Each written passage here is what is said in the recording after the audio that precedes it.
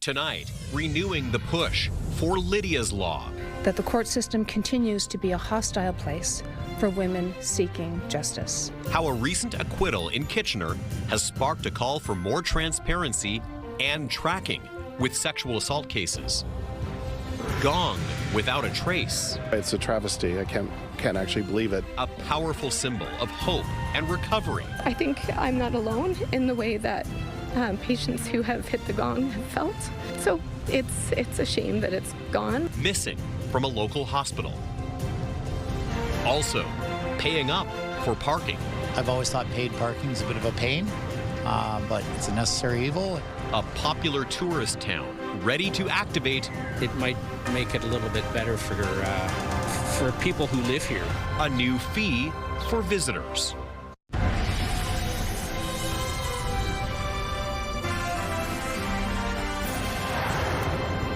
Good evening. We begin with another call for more accountability and transparency in sexual assault cases in Ontario. Waterloo MPP Catherine Fife has reintroduced a bill calling for changes to the system, just days after the acquittal of former neurologist Jeffrey Slocum, who was accused of sexually assaulting female patients. CTV's Krista Simpson joins us now with the details tonight. Krista. Tony, the bill is called Lydia's Law, named after a woman in the region who spent 2 years going through a sexual assault court process. It was originally introduced in the legislature 2 years ago, but ended up being sent to a committee and never debated by MPPs. Now the bill is being reintroduced with a renewed sense of urgency and fresh frustration following the Slocum verdict. 10 days after a sexual assault acquittal that left many people reeling, the sister of one of the women involved in the Jeffrey Slocum case came to Queen's Park and read a message from her describing her experience with the court process. I have lost years. I can never get back to the very system that claimed it would help me. On April 24th, the former neurologist was acquitted on 48 counts of sexual assault. The complainant's female patient seen at his Kitchener clinic. A high-profile example of problems in the justice system, says Waterloo MPP Catherine Fife, and far from the only one. In 2025 alone, 1,635 cases of sexual assault were disposed or stayed before trial, up from 1,326 in 2022. We're not going in the right direction. Fife citing problems like court backlogs and staffing shortages. And for cases that do go to trial, the experience is re-traumatizing. For us, the Slocum case is an example, like in real live time, how broken the system is. If you read the verdict from the judge, it was dehumanizing, it was demeaning, and he declared the women, all 48, essentially dishonest. So this is very alarming. Fife's private members bill, Lydia's Law, is calling for transparency and accountability in the handling of sexual assault cases in Ontario, named after a Waterloo region woman who went through her own 2-year sexual assault case. The bill calls for annual reports on intimate partner violence and sexual assault cases, including tracking delays. It would also strengthen supports for complainants and remove time limits for accessing mental health supports. This bill is about transparency and accountability. And it's about whether survivors in Ontario can have any sort of confidence that if they come forward, the systems meant to protect them will actually show up. In the legislature, the Attorney General defended the government's record. No one should endure the lasting effects of these horrific crimes, but we are standing with victims. We are standing with victims by providing services. Madam Speaker, we're ensuring they have access to independent legal advice so they understand their rights, they can make informed decisions, they can navigate the system. My sister is desperate to share what she went through in the court system so that the public can understand just how necessary Lydia's Law is. For one family grappling with the outcome of the Slocum case, they say this is an opportunity for change. To say that we're devastated by the verdict in the Slocum case is an understatement. I think what this does in terms of the law and Lydia's Law, we are not going to let this verdict tear us down. We're going to use this to propel this law forward. And Fife is hopeful that this time the bill will be debated in the legislature. Tony. Okay. Krista, thank you. CTV's Krista Simpson with that update for us. Time for a first check on the weather as we say hello to Ashley Bacon on a Monday, the first Monday in the month of May. Gorgeous sunshine today. Nice way to start the week. Yes, it was, as you put it, a great way to start the That's week. why I said it like that. You know, you got to hold on to this when, you know, tomorrow and Wednesday come into play, when things are a little cooler and a little rainier than we saw today, because it was an absolutely beautiful day out there. It still is beautiful out there. So if you get a chance to head outside for an evening stroll, I would strongly recommend doing so. If we take a quick look at our radar, we're not seeing a lot of action right now in Waterloo region. We will start to see some spotty showers move through in the coming hours, and then through the overnight hours, that's when the rain will start to hit. So it is going to be a wet 24 to 48 hours ahead. Make sure you keep an umbrella handy. Right now, though, still 20 degrees out there, a little bit windy, 39-kilometer-an-hour wind, so it could feel a little cool as the sun comes down. You might need a light jacket, but overall, southern Ontario right now, Tony, low 20s, not a bad way to start the week. So think positive for now. Yes, good to keep those thoughts. Okay, Ash, thank you. A ceremonial gong used by patients to mark major milestones in their cancer treatment is missing from the Waterloo Regional Health Network Cancer Centre in Kitchener. Officials say its absence was noticed by hospital staff last week. Let's go to CTV's Colton Weens, who's been looking into this story today. Colton, we understand this is an important piece of that journey among cancer patients. Yeah, that's right, Tony. Hitting the gong symbolizes the completion of cancer treatment, and it's been an important part of patient journeys at the hospital on King Street since 2015. They're not sure where it went or who took it, but are working to get a new one.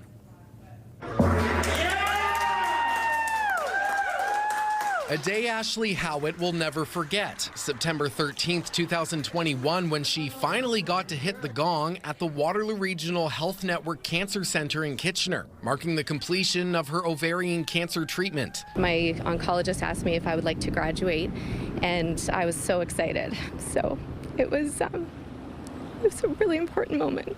And so I think I'm not alone in the way that patients who have hit the gong have felt.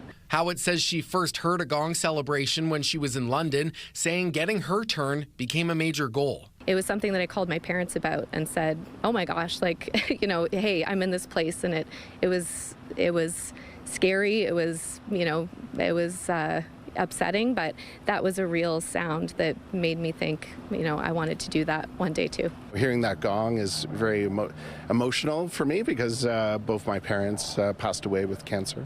And to know that someone has gone through the treatment process and been successful, it really does give hope. It shows resilience. It shows just a celebration of that moment.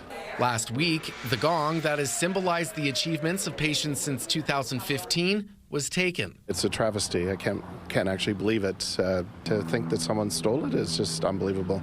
The hospital is going through security footage, and police are investigating. It's been very much a part of the fabric of the center, and helping celebrate that the patient's successful journey of recovery. Earl says they are working to replace it. Very shortly, we'll be implementing the plan and looking for the community's support to help us replace it. It's a shame that it's gone, but I know we have plans to bring the gong, maybe however that looks like, coming back. Now, Earl tells me while they are looking for the gong and plan to replace it, they'll also be exploring whether it needs to be put in a different place or have security around it. Tony. Okay, we'll watch for an update on that. Colton, thank you. CTV's Colton Weens reporting live. The man accused of killing his former girlfriend after her abduction in Wasaga Beach 4 years ago has accepted a plea deal. 38-year-old Mohammed Lilo pleaded guilty today to conspiracy to kidnap Elnaz Hajtamiri in exchange for the Crown dropping a first-degree murder charge. He admitted to working with others to kidnap Hajtamiri from a home in Wasaga Beach where she had been staying with relatives to hide from him after a previous assault. In January 2022, she was abducted by 3 men posing as police officers with a fake warrant and forced into an SUV. She was never heard from again. Under today's agreement, Lilo will be given a 4-year sentence. A Toronto judge has thrown out a case against a man accused of driving his motorcycle into a police officer. As CTV's John Woodward reports, it's because of a tense exchange in the courtroom hallway where a prosecutor warned an officer, quote, "We protect our own." That's a Crown prosecutor giving a dressing down to a police officer in a Toronto courthouse hallway in January. And the tense exchange is what got a case thrown out Monday. This case, where body-worn camera footage shows officers directing traffic on Lakeshore Boulevard when a motorcycle slams into Sergeant Brian Young. His leg is injured. Young himself called it a nick, but he finished his shift and he gave a description of the motorcycle. A red, white, and blue motorcycle that was splitting in the lanes coming up to the intersection.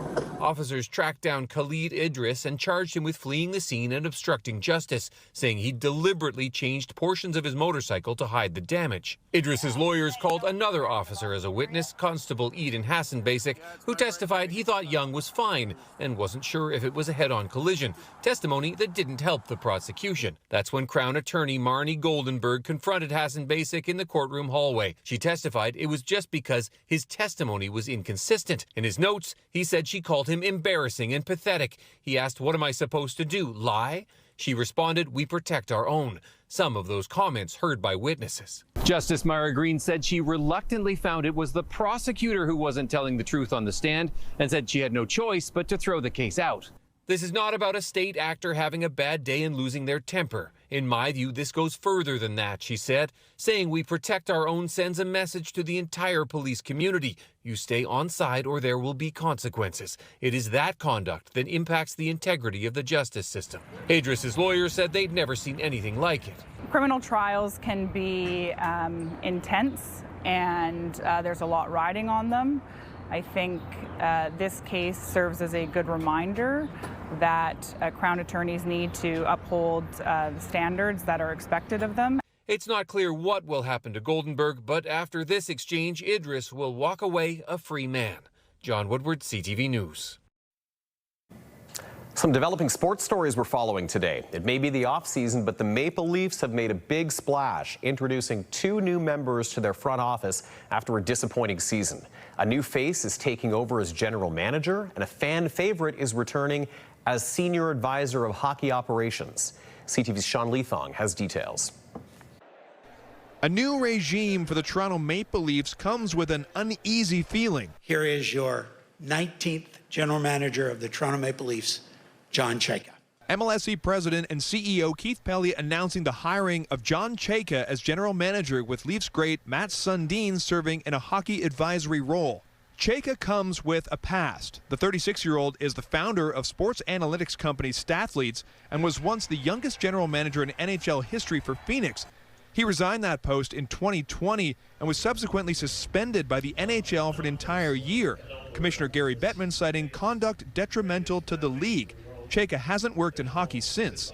At today's news conference, Pelly was asked quite pointedly about the decision to hire Chayka by Sun columnist Steve Simmons. I have been in contact with about 20 people who work in the National Hockey League, many of whom are prominent names that we would all know. And of the 20 people I spoke to, 1 was supportive of John's hiring, and the other 19 thought it was a sham, to be perfectly honest. Words were used like con artist, liar, salesman. How did you come to a different conclusion that I was able to come to in a very short time? I must have talked to different people. That's it? Because I'm telling you, the hockey world today is astounded by this announcement. Okay. And your response to that? Is we've conducted due diligence, and it was deep due diligence. It was a thorough process, and I'm quite happy with where we've landed. Chayka said he owns all of his past mistakes and has learned from them, defending his credibility. I got a lot of really great relationships around the league. I was able to do a lot of transactions, do a lot of business, have a lot of close friends that are top agents, top executives, former players, current players. And, I tend to try to focus on that as opposed to, there's always going to be naysayers. That's the reality of this. And the one thing I really love about this opportunity in this market is either you win or you lose, and the rest is kind of noise. Sundin, who's the all-time leading scorer in Leafs history and was captain for 11 seasons, has committed to moving his family back to Toronto from Sweden for the role of senior executive advisor on hockey operation. but it's unclear who is the boss. And I'm sure that the things that I can compliment him with is things that is really comes out of experience of 18 years and 13 years with the Leafs and 11 years as captain. And they take over a team that has taken a step back, missing the playoffs for the first time since 2017, adding to the uncomfortable feeling from this announcement. Usually, you know, there's some positive energy to an event like this. A new guy's coming in, he's got fresh ideas. It's the culmination of a lifetime of work to get there, but because of what happened with him in Arizona, the way it ended there, cloud of controversy, I think that definitely has impacted the way this is being received. All right, that report from CTV's Sean Leathong. Well, now we turn to the OHL playoffs. It'll be a winner-take-all situation tonight in Brantford to find out who takes on the Kitchener Rangers in the OHL final. For the second straight game, the Barrie Colts won in overtime over the Bulldogs on the weekend, so that pushed the Eastern Conference final to this Game 7 tonight in Brantford. Once again, the winner goes on to face the Rangers for the OHL championship. That begins on Wednesday. Big week ahead, and a reminder to start every day with the CTV Kitchener newsletter, right to your inbox every morning with a look at the day's top stories, the latest forecast, and some must-see videos. You can sign up by heading over to our website, ctvnewskitchener.ca. An ice cream crime. Just ahead, CTV's Spencer Turcott tells us about a weekend theft that has come with a steep price for some local business owners. Get out and enjoy the night while you can, because Mother Nature is bringing some rain and cooler temperatures for the rest of the week. Those details with your full weather forecast coming up. Stay with us. Download the CTV News app and stay on top of local stories as they unfold. We go to a dramatic scene unfolding. Customize your feed and watch live wherever you are. ctvkitchener.ca, your home for news. When you see it happen, send it to CTV News. Text 10400. From your screen to ours. Text 10400.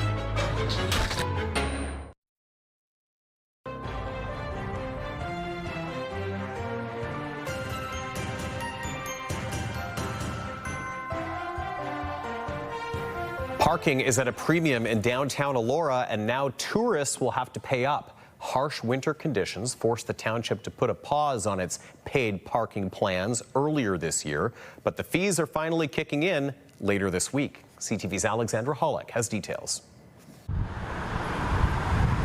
Between all the parked cars, specks of green dot downtown Elora.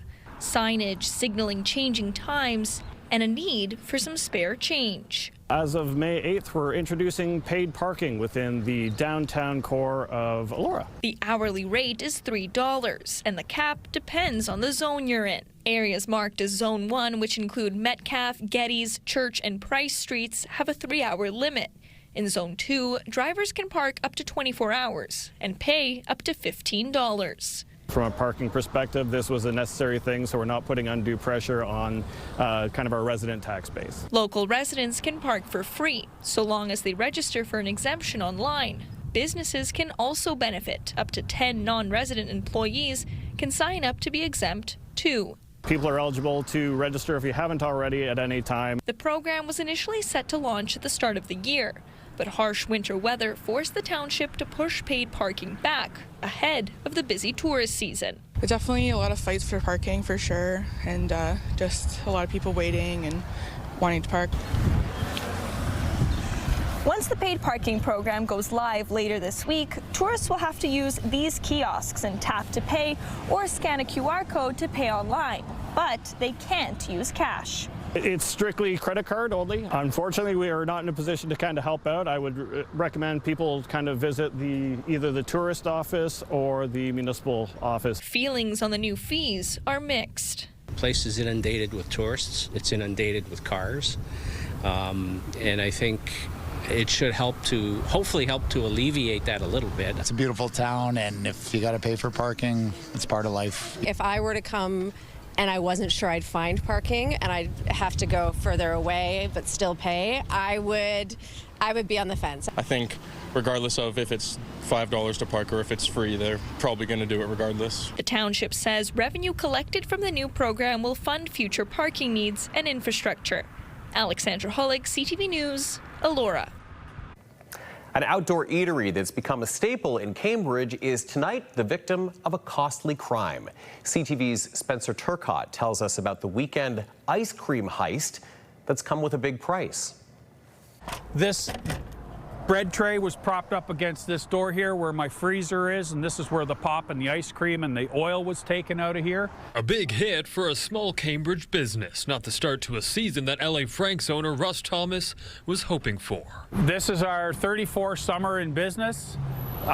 We sell hot dogs, ice cream. We make the best milkshakes in town. We use Shaw's ice cream out of the Port Stanley area. Ice cream so good it seems criminals scooped up much of their inventory. They have got a grinder of sort, obviously battery driven, and they have cut through there to gain access. My heart just went all the way down, and I knew I didn't even have to look inside. I knew what was going on. Thomas estimates between 25 to 30 tubs of ice cream were taken. We have great ice cream. I understand why they stole it, but hey. But he doesn't understand what they'll do with that much of it. So that is an 11.4 liter tub of ice cream. They may have problems storing that much ice cream. I'm not sure what they're doing, maybe reselling. I don't know. It's a financial blow to the family-owned food joint. We're talking a couple $1,000s. And, you know, unfortunately, when a small business has to eat that kind of cost, you know, it affects everybody. LA Frank's operates out of a city-owned building where surveillance cameras are installed. Both the city and police are working to determine whether they captured the crime, although the waiting game is hard. I take it personally, and so does my wife. And it hurts. It sucks. Despite the setback, they are working to restock the freezers and are open for business, adding it's going to take a lot more than this to make them melt under pressure. Spencer Turcott, CTV News, Cambridge. At Queen's Park, the Ontario legislature is back in session. The Premier trying to refocus on the economy after public outrage over a string of recent controversies. CTV's Siobhan Morris has details.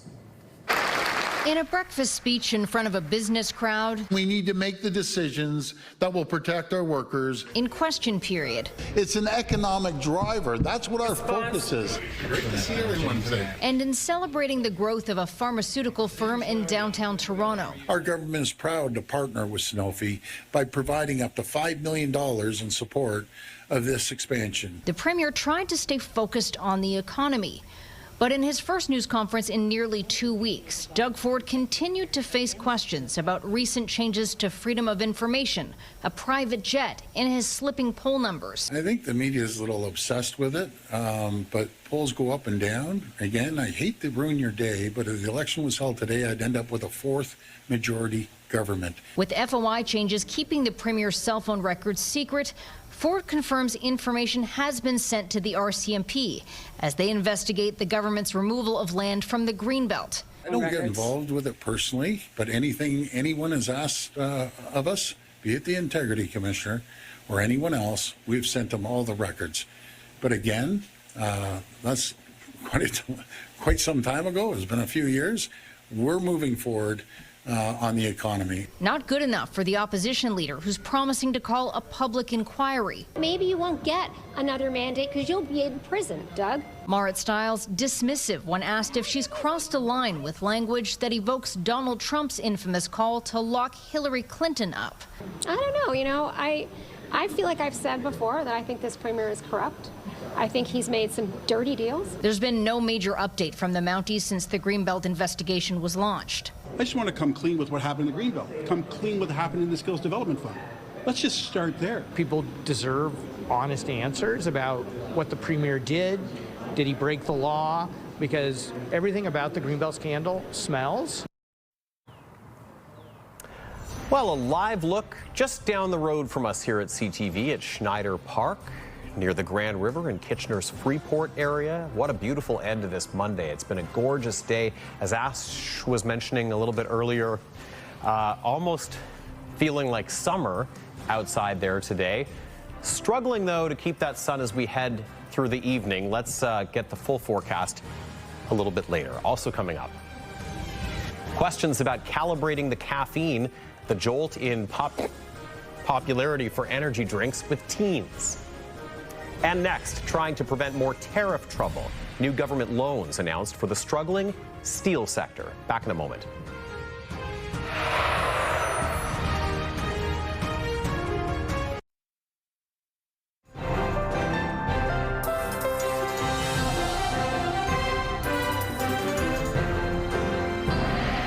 Well, Ash is here now with our forecast, and I was mentioning about how sunny it was earlier, and it was kind of funny because we carpooled together today to work, and somebody said to us as we were getting coffee, "How's your day so far?" And we said, "You know what? As long as this sun sticks around, we're fine." Won't be that bad. We've got a lot of wild cards to deal with, but that sun, oh man, that makes the difference. It makes a huge difference, especially at the start of the week. You know, it just sets the tone, even as unfortunately the weather might not be where we want it to be for the next few days. It just gets us through it. Means we'll appreciate it more when it comes around again. Absolutely. Let's take a look outside. You can see it is going to be a little bit clear, but a little windy for the next few hours. So as I mentioned earlier, get out and enjoy it while you can. It's a perfect night for an evening walk. As that wind is picking up and as the sun starts to set, you might need a light jacket. But the good news is overnight temperatures not expected to dip too far. We are going to start to see some spotty showers.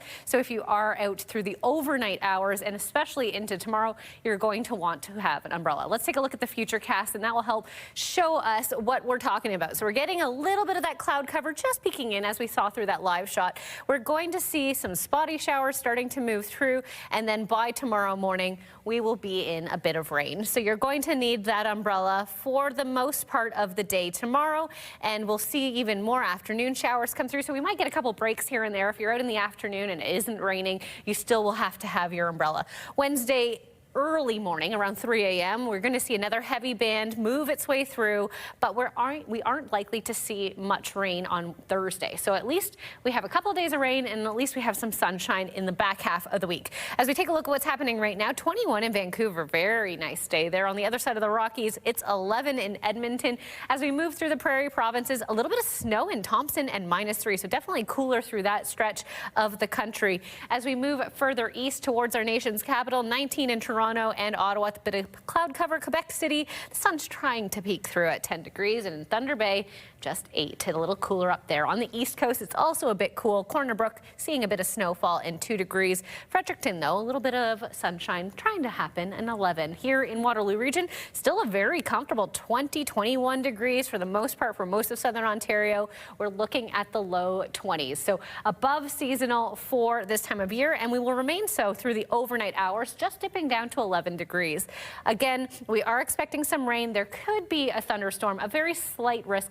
I was speaking with Rob Kuhn from Environment Canada earlier today, and he said about a 20% risk. So not a heavy risk, but definitely there nonetheless. Tomorrow, temperatures really not rising much from the overnight low. 13 is the expected high, with around a 60% showers going to take place. Just a reminder, 60% doesn't mean we're going to likely have 60%. It means 60% of the area will see rainfall. So rain is coming, just depending on where you are. As we take a look at the almanac, normal for this time of year is 17 degrees. 22 was what we saw today, so not quite as warm as our record, which was set back in 1949 at 31.7. But as I mentioned during the 5 o'clock show, we had a cold weekend, and 22 felt like a 30 for me today. I'll take it. Taking a look at our 7-day forecast, this is where things start to take a change. Wednesday, temperatures dipping overnight to 1 degree, but it's Thursday. The sun makes return, a high of 11 degrees, slightly under seasonal there, but overnight, once again, potentially dipping below that freezing mark. So we're keeping an eye on that. We'll keep an eye on some frost warnings just in case you have a green thumb and have started those gardens. In Lambton, Kent, Essex, a little bit warmer there, 16 for your Tuesday, 12 on Wednesday, with the sun returning for Thursday, and 14. And lastly, in southern Georgian Bay, showers and 8 for your Tuesday, overnight Thursday, though, -1 as well. So we're going to keep an eye on that. So cooler conditions as we get to the back half of the week. Okay, let's take a look at today's Weather Watcher picture. It's a double rainbow, which was spotted in Kitchener this morning, and we had many viewers send in great shots of it, including this one from Millard.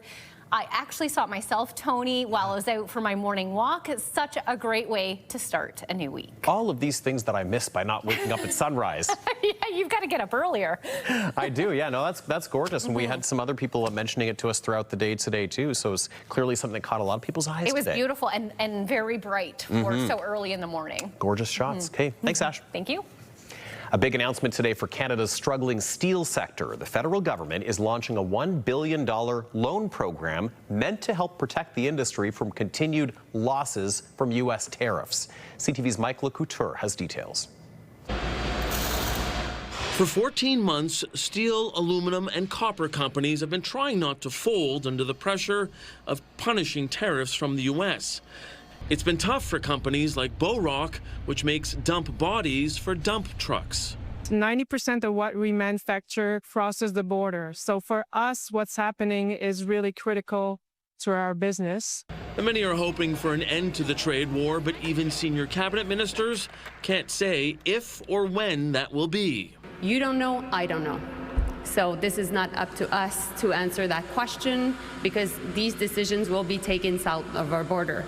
It's why the federal government is announcing a new $1 billion loan program for companies affected by the tariffs. The 3-year loans will be worth between $2 and $50 million, with the first year being interest-free. Short term, our goal is to provide liquidities to companies in order for them to keep their workers. Conservatives say loans aren't the answer. We were reading this announcement today very concerned that there is no deal coming at all, and the Liberals have said nothing to the contrary. Canada's Auditor General hasn't seen details of this loan program, but in 2024, Karen Hogan's report was critical of pandemic-era business loans, saying those programs lacked value for money. And she hopes that mistake isn't repeated. So I would expect that any loan program would have a goal and an objective, and that the government would set itself out at the beginning, at the start, as they design this, to have a way to measure value for money and outcomes for Canadians. The government says there will be a process and scope for approving the loans with additional follow-up. Minister Joly added the government is working on similar relief for the forestry and softwood lumber sectors. Mike LeCouture, CTV News, Ottawa. And also from Ottawa, Canada's next Governor General will be named by the Prime Minister tomorrow. The new federal representative of the monarch will replace Mary Simon, whose term ends this summer. She's had the job since 2021, becoming the first Indigenous person appointed to the position.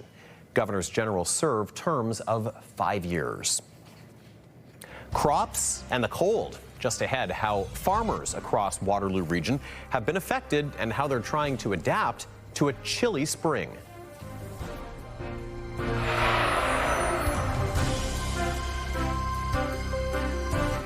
A Day is back on 105.3 Virgin Radio.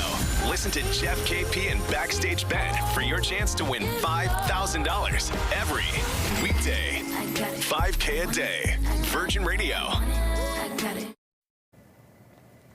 A stretch of unseasonably chilly weather is creating challenges for Waterloo region farmers. The recent cold snap and some persistent spring rain is slowing planting, and it's raising concerns about crop development, as we hear in this report from CTV's Spencer Turcotte. This here is asparagus. Spring is typically one of the busiest and most important times of the year at Stevana's family farm. We kick off the season with asparagus. Then we have sweet corn, potatoes, green and yellow beans, tomatoes, peppers, jalapeno peppers, kale. We kind of have a mix of everything. That's not including the row crops, corn, soybean, and wheat.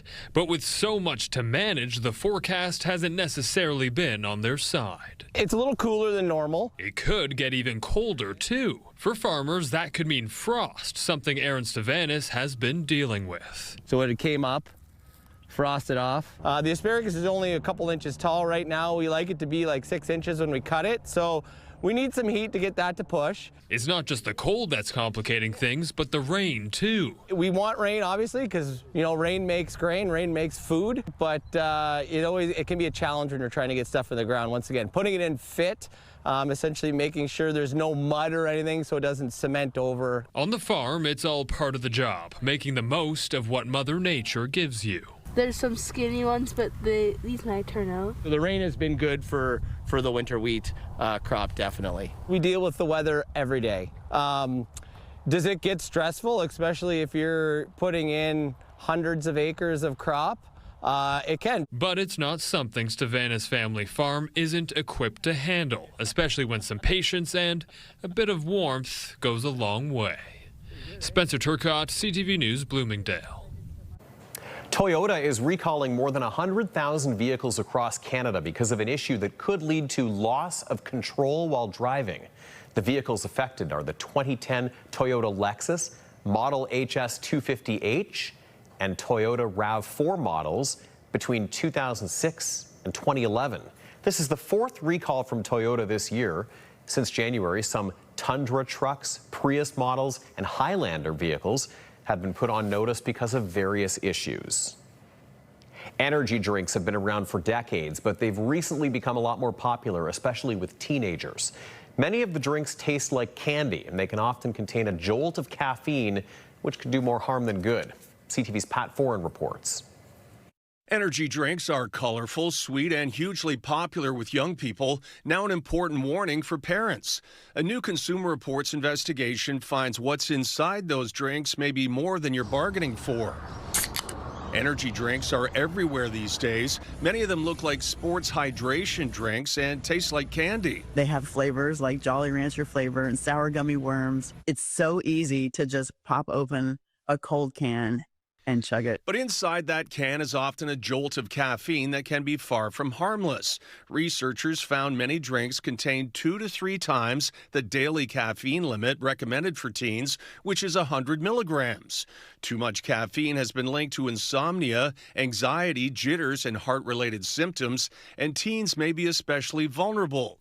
To find out exactly what's in these drinks, Consumer Reports tested 23 popular energy drinks and shots. We wanted to see how much caffeine is actually in the product. The results, most drinks came close to or matched their labels, but some had up to 16% more caffeine than advertised. The American Beverage Association, an industry trade group, says parents should be in the driver's seat when it comes to what their children have for beverages.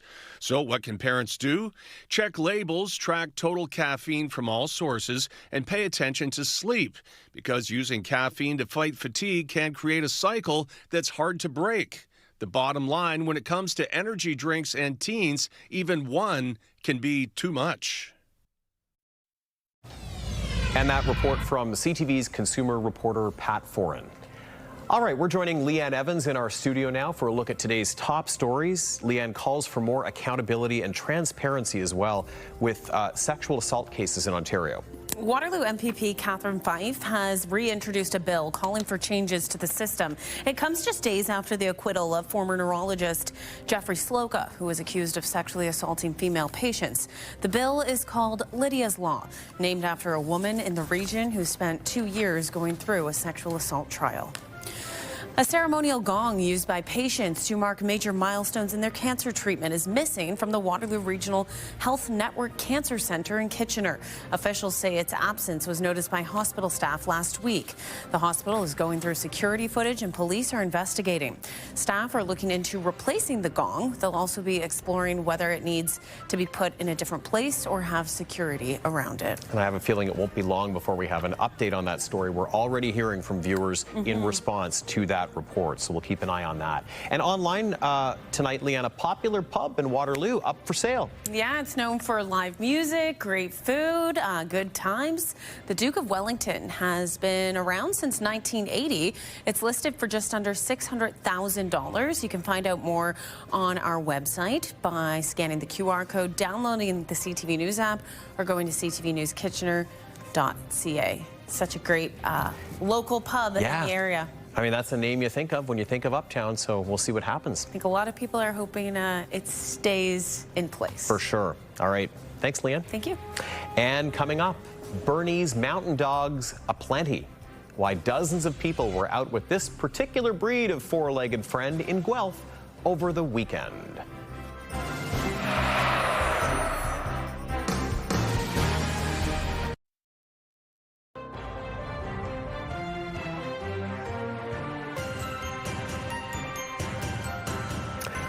From simple gestures to big moments, a shop in Kitchener is helping people celebrate with fresh florals. On this week's Made Right Here, we head to Raw Flowers. Should we do that? Yes. Leave that one in? Yes. Put that one in? Absolutely. You got it. Thank you. Hi, I'm Fiaz. We are part of Raw Flowers Kitchener, a family-owned florist in the heart of the community of Kitchener. We're open on Sundays as well. Flowers were always a passion of our family. Having a standalone flower shop in London, UK, we wanted to bring Raw Flowers to Kitchener, and it's something that we feel very, very passionate about. Raw Flowers Kitchener believe in being part of the community, believe in being available 7 days a week, always available for the customer. We wanted to be a unique flower shop where we offered gifts that you couldn't just normally pick up in a normal store, chocolates from the UK, candles, greeting cards imported from the UK, fresh blooms sourced from all over the world, Africa, South Africa, Asia, Singapore, and Holland directly as well, twice a week. The business model that we've adopted for Raw Flowers Kitchener is one for one back to the community. If we sell 100 bouquets in that typical week, we will be giving 100 floral gifts back to the community. We would be sending these to the local hospitals, seniors villages, anywhere in the community that needs a little bit of smile and a little bit of a pick-me-up, something to tell the community that we at Raw Flowers are thinking about them every week, all the time.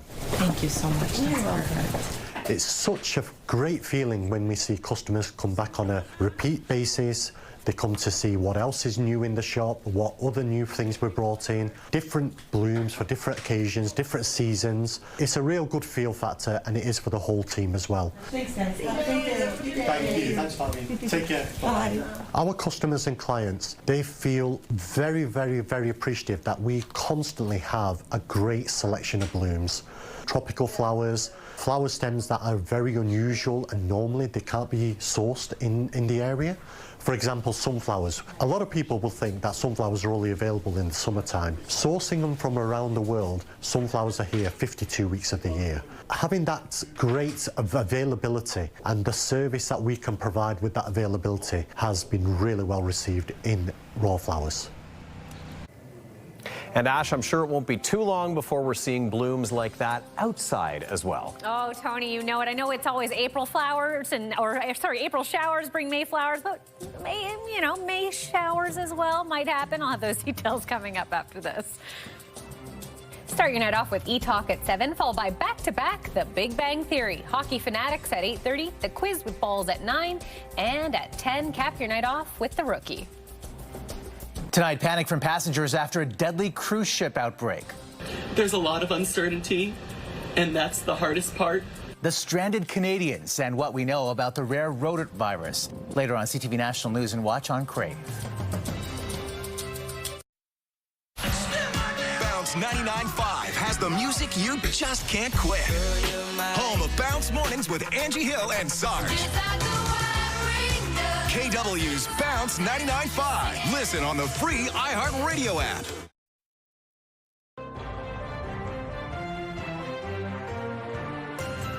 All right, Leanne's back with a look at what's coming up later tonight. Leanne. Well, Tony, we're following some developing news right now. Regional police on scene at a crash involving a cyclist in Waterloo. Steeplechase Way and Woolwich Street is closed for the investigation, and police are asking people avoid the area. Also, it will be winner-take-all situation in Brantford tonight to find out who takes on the Kitchener Rangers in the OHL final. Will it be the Bulldogs or the Colts? Puck drop just moments away at TD Civic Center. We'll have the results at 11:30. Tony. All right, Leanne, thank you for that. And Ash, I mean, that's such a consequential game, not only because of the Rangers finding out who their opponent will be, but who will end up having home ice advantage. Huge advantage in a finals postseason. Yeah. I mean, it's great hockey. It's see going to how be that great all- hockey. see how that shakes down tonight. Yes. Yep, for I was sure. hoping for an early night, Tony, but I think it's going to be a late night. Going to keep tabs on that game. All right, Well, keeping tabs on the weather, and kind of falling apart as the week goes on. Well, you know, it's not too bad. Let's take a look at tomorrow morning. We're basically going to be at what we're expecting our daytime high by 8 a.m. So temperatures not dipping too low overnight, but also not getting very warm tomorrow. And as I mentioned through the show, showers. So bring an umbrella. All right. And finally for us tonight, more than 100 people and about 50 Bernese Mountain Dogs took over a winery in Guelph over the weekend. Just a great way to bring everyone together. It's been a long winter, so we thought why not just get everybody out and have a good time. I feel like it really started with, we do puppy yoga events, and I just saw how much you know, people are willing to drive from all over the place to be around Bernese Mountain Dogs, or they have them and they want to meet new people in that same community. So we thought, why don't we do something where it's not our puppies, but our puppies that are adults, dogs that, you know, didn't necessarily come from us, but just everyone who loves the breed just getting together. Big dogs and an even bigger turnout at Cox Creek Cellars yesterday for a community walk through the property. This was organized by Freeburners, a Bernese Mountain Dog breeding program. From walking the trail to food, drinks, and lots of socializing, organizers say more events, including puppy yoga, are already in the works. That sounds like fun. If we can do yoga, why can't puppies get involved in yoga, right? Oh my goodness. I love that. Now, we were both wondering, we both sat here and thought to ourselves, because we were, of course, thinking back to our 90s movie watch and going, was the dog Beethoven? Wait, was that Beethoven? No, I looked it up. Beethoven was a St. Bernard. Oh, okay, there you go. Beautiful dogs in both regards. Maybe some kind of relation somewhere down the line, but those are Bernese Mountain Dogs. Cute. Beethoven was a St. Bernard. There you so go. There you go. Cuteness overload no matter what, right? I mean, I would do yoga with either one. I know you would. Good dog, Mom. That's our time. Thanks for watching. Krista Simpson is here with your next local news tonight at 11:30, and that is right after Omar with the CTV National News at 11. We'll see you tomorrow. Have a good night.